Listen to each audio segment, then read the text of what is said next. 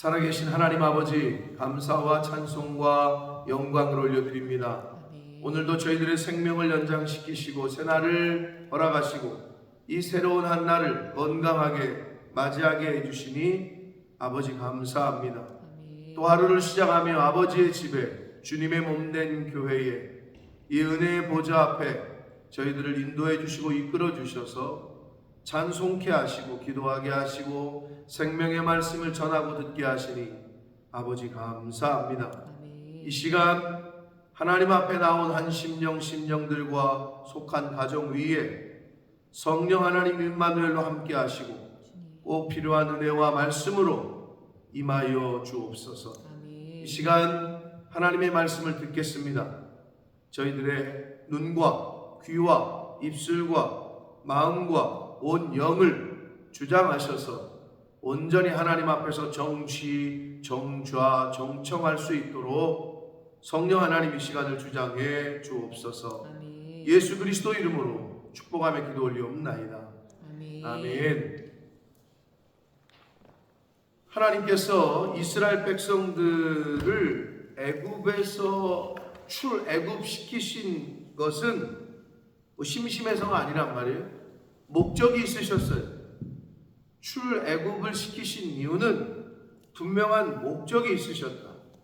그것은 이스라엘 민족으로 하여금 제사장 나라로, 그들로 하여금 거룩한 백성으로 삼기 위함이셨어요. 그게 목적이에요.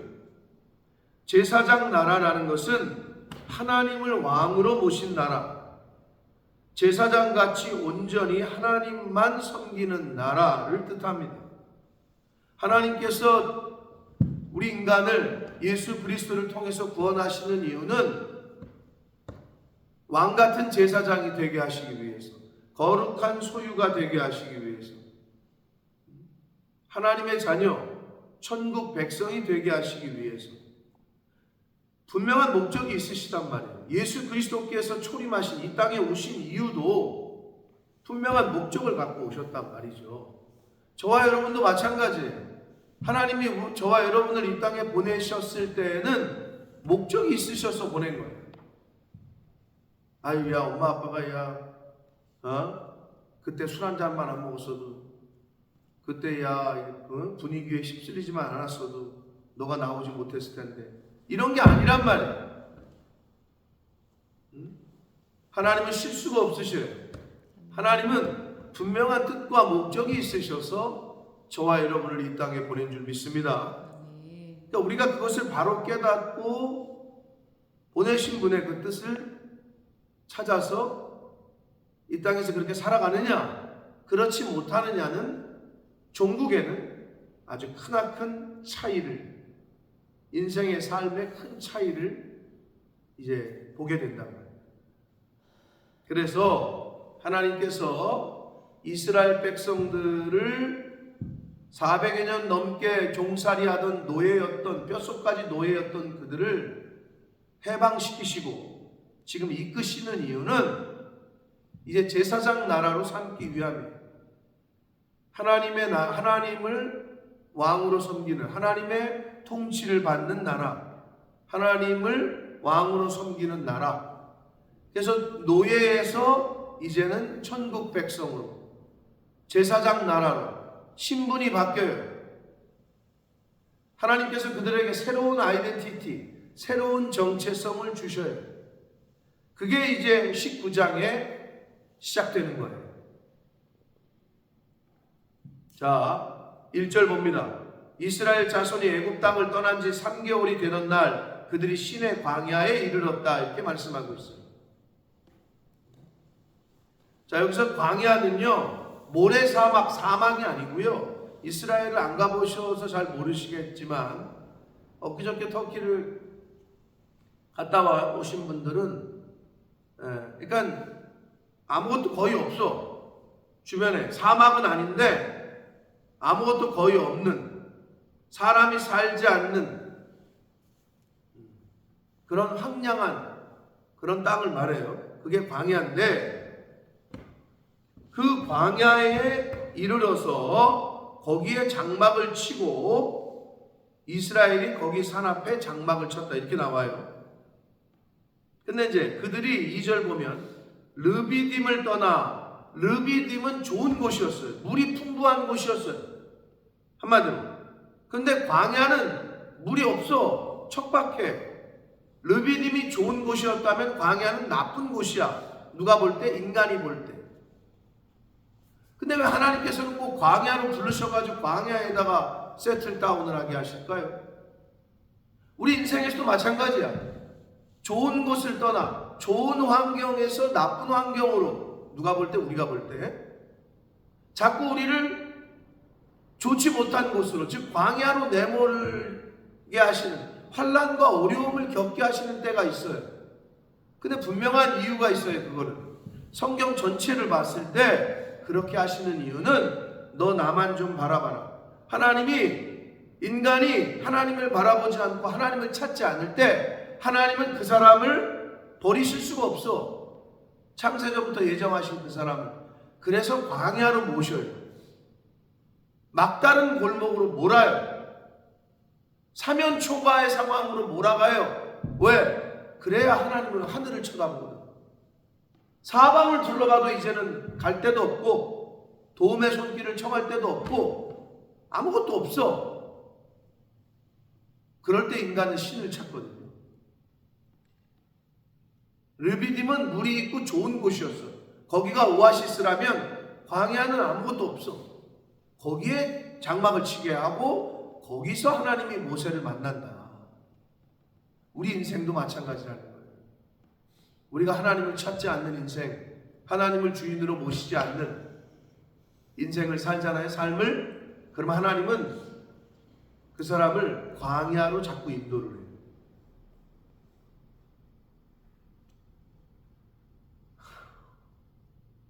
좋을 때는 부모를 안 찾아. 근데 아플 때는 꼭 엄마를 찾아. 부모를 찾아. 힘들 때. 똑같아, 인간이.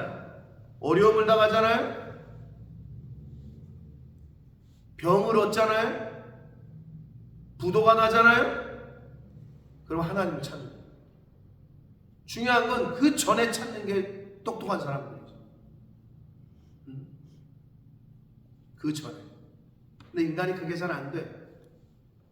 오늘 이스라엘 백성들을 하나님께서는 광야로, 신의 광야로 인도를 했다.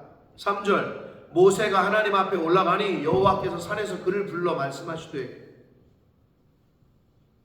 성도가 하나님의 산에, 성도가 교회에 나와 하나님의 집 앞에 나와 무릎을 꿇으니 하나님께서 말씀하시되, 똑같은 얘기예요. 근데 나오지를 않아. 하나님의 임재의 자리로 오지를 않아. 그러니 무슨 말씀을 들어요? 못 듣지. 하나님 앞에 나올 때 말씀을 듣습니다. 아주 단순하지만 기본이다. 하나님 앞에 올라가니 하나님께서 모세에게 말씀을 하신다. 너는 이같이 야곱의 집에 말하고 이스라엘 자손들에게 말하라. 근데 여기서 재미나죠? 너는 이같이 야곱의 집에 말하라. 이스라엘 자손들에게 말하라. 왜 반복해서 말씀을 하시는데 첫 번째는 야곱이고 뒤에는 이스라엘이냐 이거예요. 야곱과 이스라엘이 다른 민족이에요? 아니죠. 응? 야곱의 이름이 변하여 이스라엘이 된 거죠. 근데 왜 이렇게 표현했을까요? 처음에 니네가 노예였는데, 야곱이었는데 이스라엘이 된 것처럼, 노예였는데 이제 새로운 정체성, 새 사람이 될 거다. 야곱이 아니다, 더 이상. 야곱은 어떤 사람이에요? 말 그대로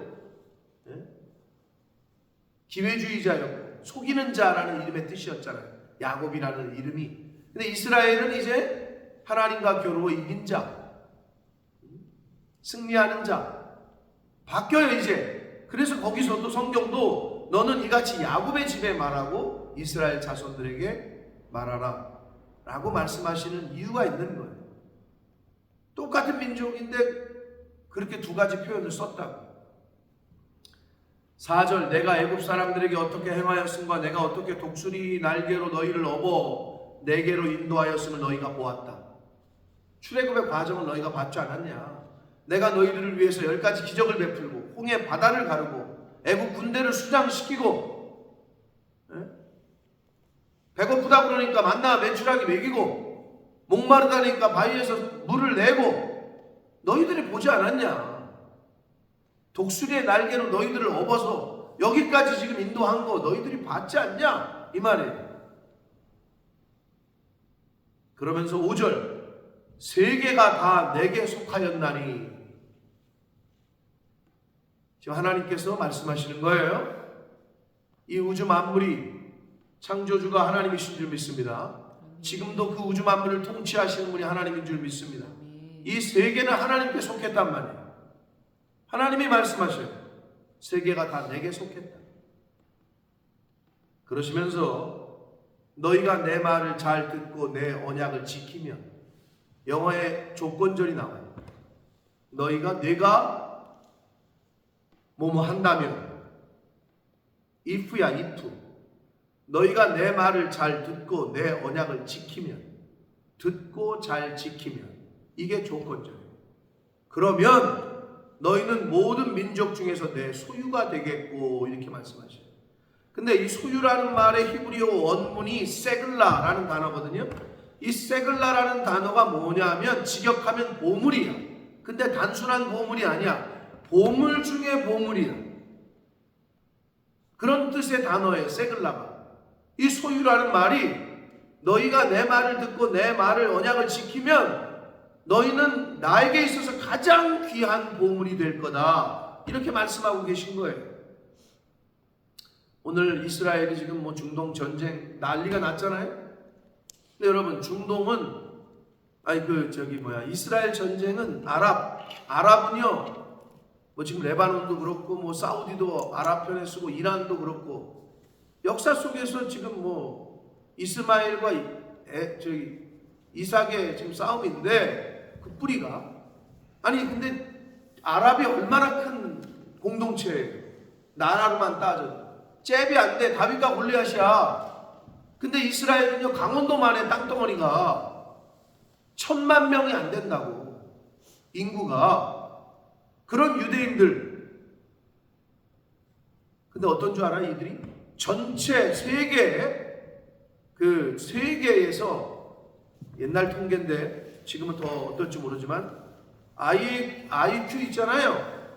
국제 순위가 전체에서 64위라고 나오고 있고, 아이비리그 교수 중에 60%가 유대인 출신이고, 아이비리그 교수 중에, 그리고 전체 세계 경제의 3분의 1은 유대인에 의해서 결정이 됩니다.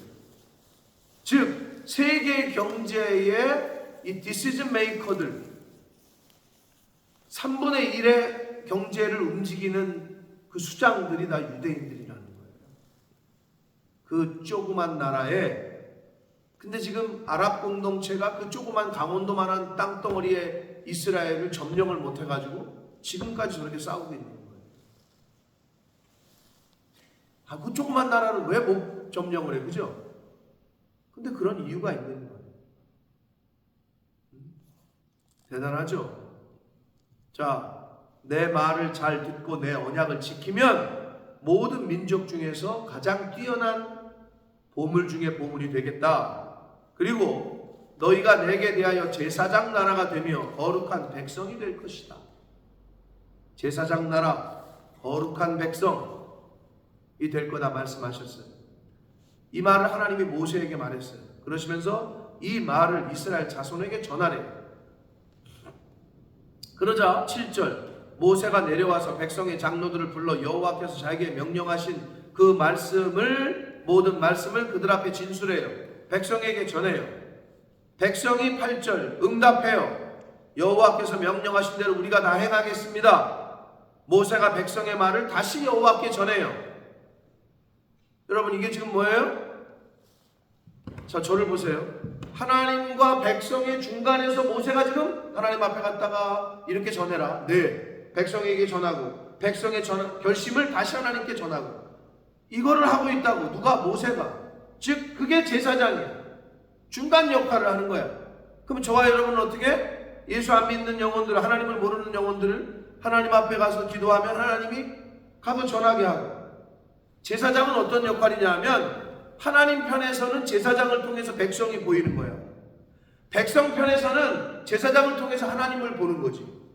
이 중간에 바울은 그거를 중매장이라고 표현한 거예요. 중매장이. 그 역할을 우리가 해야 되는 거예요. 이 땅을 살면서. 그게 저와 여러분의 정체성이에요. 만인 대제사장설. 목사만 제사장이 아니라 신약에는 베드로 사도가 너희는 왕 같은 제사장이다 이렇게 말했다고. 베드로가.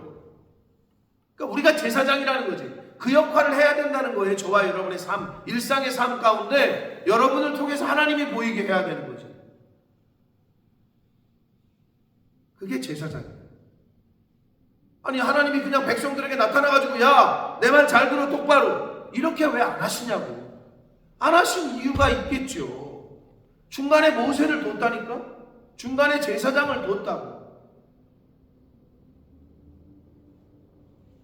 회장들은요 일반 사원들한테 나가가지고 그렇게 말 안 해요. 비서를 통해서 또는 중간에 임원들을 통해서 이렇게 말을 하지. 하나님도 지금 중간의 역할을 세우셨다. 모세. 그게 제사장.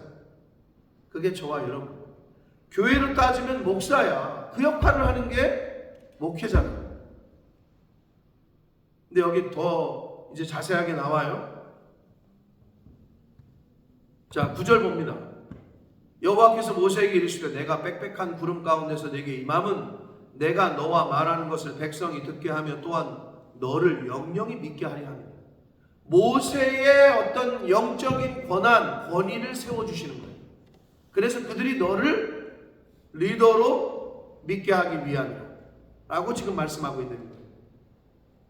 그러면서 모세가 백성의 말을 여호와께 아뢰었으므로 여호와께서 모세에게 다시 말씀하셔요. 너는 백성에게로 가서 다시 또 가래.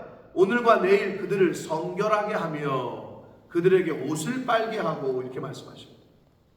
아까 우리가 찬송가 예수 십자가에 흘린 피로서라는 찬양을 했고 찬송을 했고 성결케 위해 기도하라 라는 찬양을 했어요.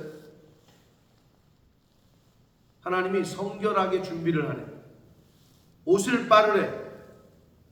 즉 진짜 자기의 모습을 보이라는 거예요. 옷으로 감춰진. 한마디로 지금 입고 있는 옷이 더러우니까 그 옷을 빨아라. 1차적인 의미는 그렇지만 영적인 의미는 뭐냐? 나의 옛사람의 모습을, 그리고 정욕, 육체의 정욕 이런 모습을 좀 죽이고 새로운 하나님을 맞이한 회개한 옷은. 근데 인간의 죄는 뭘로 깨끗해져요? 보혈로만 깨끗해진다. 예수 그리스도의 보혈로만. 그게 이제 나중에 신약으로 이어지는 거예요. 그게 옷을 빤다는 의미예요. 우리가 우리의 힘으로는 깨끗해질 수가 없어. 예수의 보혈로만 우리는 죄인에서 의인으로 변화될 수 있다. 이게 성경에서 가르쳐 주는 거란 말이에요. 준비하라는 거예요. 준비. 우리가 예수 그리스도의 재림을 준비하는 삶을 우리는 지금 살고 있는 거예요. 준비하는 시간을 주시는 거야. 지금 우리에게 왜 생명을 더 연장시키시는 이유는 준비하게 하시는 거예요. 혼인잔치를 준비하게 하고 예수 그리스도의 재림을 준비하게 하고 성도의 거룩한 빛나고 깨끗한 세마포를 준비하게 하고, 즉 그거를 준비하는 거예요. 이 지금 우리의 이 땅에서의 삶은. 준비하래요. 셋째 날을 기다리게 하라. 하나님의 임재를 기다리는 거예요. 하나님의 임재를. 이는 셋째 날에 나 여호와가 온 백성의 목전에서 시내산에 강림할 것이니. 하나님의 강림을, 하나님을 영접할 것을 준비하라고 하는 거예요. 12절 너는 백성을 위하여 주위에 경계를 정하고 이르기를 너희는 삼가 산에 오르거나 그 경계를 침범하지 말지니 산을 침범하는 자는 반드시 죽임을 당할 것이다. 자, 하나님이 강림을 하시는데 그냥 다 만나주면 좋잖아요. 근데 경계를 정하셨어요. 일정한 경계를 선을 정하셨어요. 거기는 침범하지 말라는 거예요. 이건 신앙생활 할 때도 똑같습니다. 하나님이 정하신 경계를 침범하려고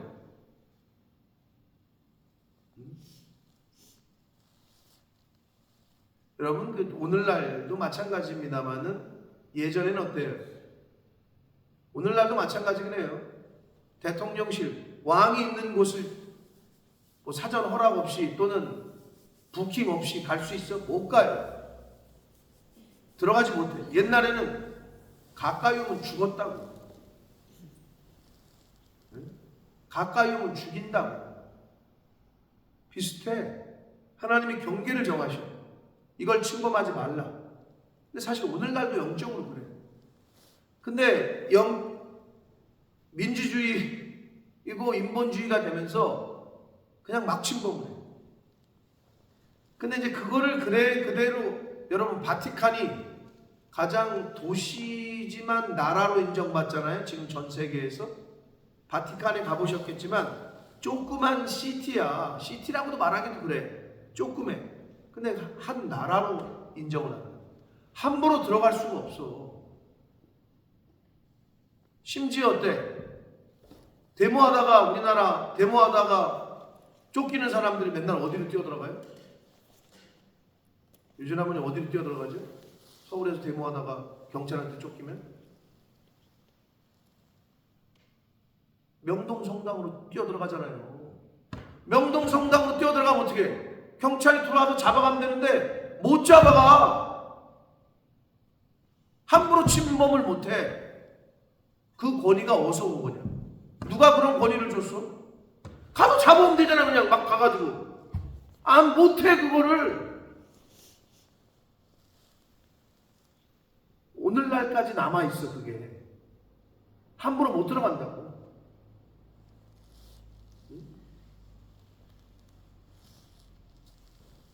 오늘날에도 그 경계가 있단 말이에요. 근데 사실 그게 무너졌어요. 사실 기독교 개신교회에도 있었어요. 예전에는.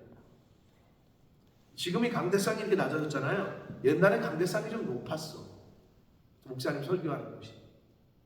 지금 이렇게 거의 평평해졌잖아요. 근데 옛날에는 좀 높았다고 항상. 그럼 거기를 함부로 못 올라가게 했다.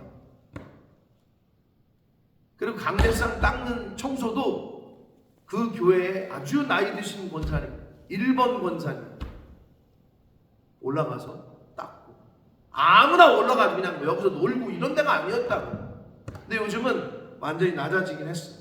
그런 게 없어졌어. 그러니까 사실은 천주교 예식과 예배를 드리시는 분들이 개신교 와가지고 이렇게 보면 여기 와가지고 막 여기 기타 막 드럼 있고 막 띵가띵가 하고 이런 게 예배처럼 보이겠냐고. 격이 완전히 확 낮아지는 느낌이 있지. 근데 그거는 보이는 현상이고 목적이 뭐냐? 형식도 중요한데 내용이 더 중요하지. 그러나 요즘 개신교가 조금 좀 저거 한 이유는 형식을 너무 그냥 일장일단이 있다고 보여지는데 중요한 거는 그 속에 담겨져 있는 그 사람들의 마음이겠죠. 하나님께서 임재하시는데, 강림하시는데 경계를 정하고 그 경계를 침범하는 자는 죽이겠다고 말씀하셔요. 성결하게 하고 준비하게 하라는 의미는 뭐냐면요, 이렇게 보시면 돼요. 하나님 앞으로 나아가는데 하나님이 보시기에 불편하게 보시는 것을 없애는 게 성결이에요. 한마디로 그게 죄겠죠. 우리 육신의 모습이겠죠. 죄악이고 그거를 벗어버리라는 거예요. 옷을 빨라는 이유가 그런 의미고, 이게 신약으로 넘어와서는 예수 그리스도의 보혈로만 우리의 죄는 깨끗해집니다.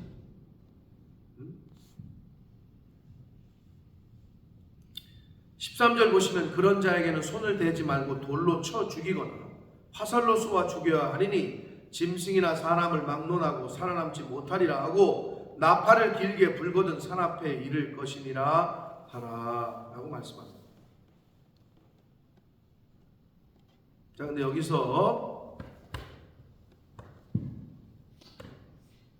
하나님의 말씀은 나에게 적용을 시켜야 하는데, 옷을 빠는 것도 내가 내 옷을 빠는 거고, 하나님의 강림을 준비하는 것도 내가 나를 준비하는 건데, 그 하나님의 말씀을, 아니 왜 너 옷 안 빨어? 왜 이렇게 더러워? 이걸 다른 사람의 옷을 보면서, 다른 사람의 삶을 보면서, 아니 왜 예수 믿는 사람들이 그렇게 살아? 그리고 이건 이렇게 해야지, 이렇게 하는 게 아니라 하나님의 말씀은 나에게 적용시키는 거예요. 내 옷을 빠는 거예요. 내 죄성을 회개하는 거예요. 이걸 명심해요. 다른 사람이 옷을 빨았는지 안 빨았는지 그런 거 신경 쓰지 말고, 내가 내 옷을 빨고 하나님의 임재를 준비하는 건 나다. 즉 하나님의 말씀은 나에게 적용을 시키는 거다. 신앙생활하면서 이걸 늘 잊지 말아요. 근데 자꾸 자기 눈에 있는 들보는 못 보고 다른 사람의 눈에 있는 티끌을 본다는 신약의 말씀처럼, 예수님의 말씀처럼 그게 잘 안 돼, 인간이. 옷을 빨되 자기 옷을 빠는 것. 하나님의 말씀은 나에게 적용을 시켜야 돼. 모세가 산에서 내려와 백성에게 이르러 백성을 성결하게 하니 그들이 누구의 옷을? 자기 옷을 빨더라. 이렇게 되어 있잖아요. 자기 옷을 빨더라. 자기 옷. 다른 사람의 옷이 아니라. 자꾸 다른 사람의 실수와 연약한 부분을 말하고 들출 필요가 없다니까요. 그러면 교회는 시끄러워져요. 자기 옷을 빨더라. 모세가 백성에게 이르되 준비하여 셋째 날을 기다리고 여인을 가까이 하지 말라 라고 말씀합니다. 즉 하나님을 만날 준비를 육적으로 영적으로 잘 하라는 거예요. 육신의 생각 그리고 육적인 거는 멀리하고 영적인 일 회개하고 준비하라라고 말씀합니다.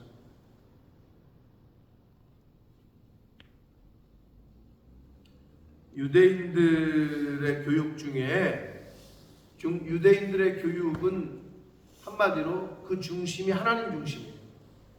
유대인들은. 자, 그런데 우리나라의 교육의 중심은 뭐냐면 인본주의. 한마디로 네가 하고 싶은 대로 해라. 네가 최고다. 사람이 중심이에요. 근데 하나님 성경은 하나님이 중심이에요. 그럼 이게 어떻게 나타나냐면 인본주의의 교육을 받은 사람들은 내가 하고 싶은 대로 하니까 제한이나 제약받는 걸 싫어해. 내가 하고 싶은 대로. 하나님 중심으로 산다는 것은 뭐가 따르냐 하면 제한이 있고 제약이 있다. 그러니까 자꾸 성경에 이거 하라 이거 하지 말라. 나는 지금 인본주의로 자란 애들은 선생님이 뭐라 그러도 내가 하고 싶은 대로 하는 거야. 이렇게 지금 변해가고 있어요. 인본주의의 교육을 받은 애들은 자기가 중심이야. 자기가 왕이야. 자기 뜻대로. 이게 인본주의야. 그러나 하나님 중심으로 교육을 받은 사람들은 제한과 제약에 익숙해. 이걸 하면 안 돼. 이걸 하면 안 돼. 이거는 해. 제한이 있고 제약이 있다. 그게 하나님 중심의 교육을 받은 사람들의 특징이고 그렇지 않은 사람들의 특징이에요. 그러니까 신본주의로 사느냐 하나님 중심으로 사느냐 인본주의로 사느냐 거기에서 확 갈라진다.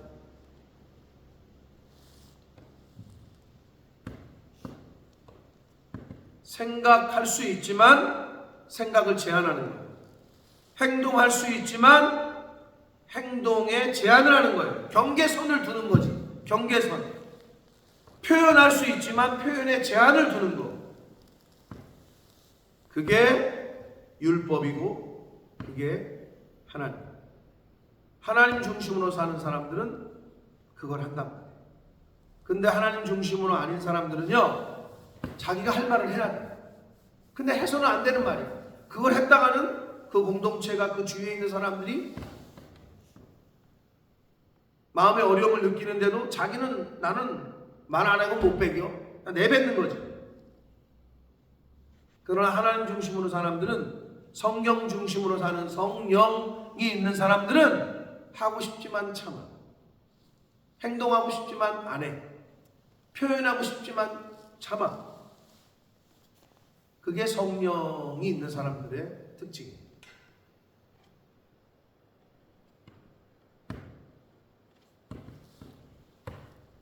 사랑하는 성도 여러분, 우리는 이제 죄인에서 의인으로, 영원한 죽음에서 영원한 생명으로, 하나님의 백성으로 바뀌었다. 할렐루야. 그게 누구 때문에? 예수 그리스도 때문에, 하나님 아버지의 사랑 때문에, 은혜 때문에. 그럼 이제는 우리의 정체성은 제사장이야, 하나님의 백성이야, 주님의 증인이야. 이런 정체성으로 살아가는 거예요, 하루하루.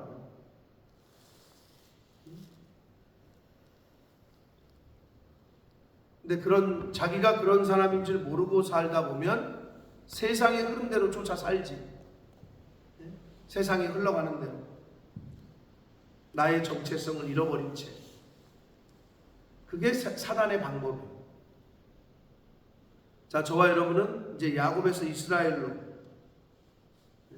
죄인에서 의인으로, 영원히 죽을 수밖에 없는 자에서 이제 영생하는 사람으로 그렇게 바뀐 자들입니다. 그러니까 그걸 늘 잊지 마시고 오늘 하루를 살아가실 때 하나님이 주신 새로운 정체성, 너희들은 왕같은 제사장이다, 거룩한 나라다, 나의 소유다,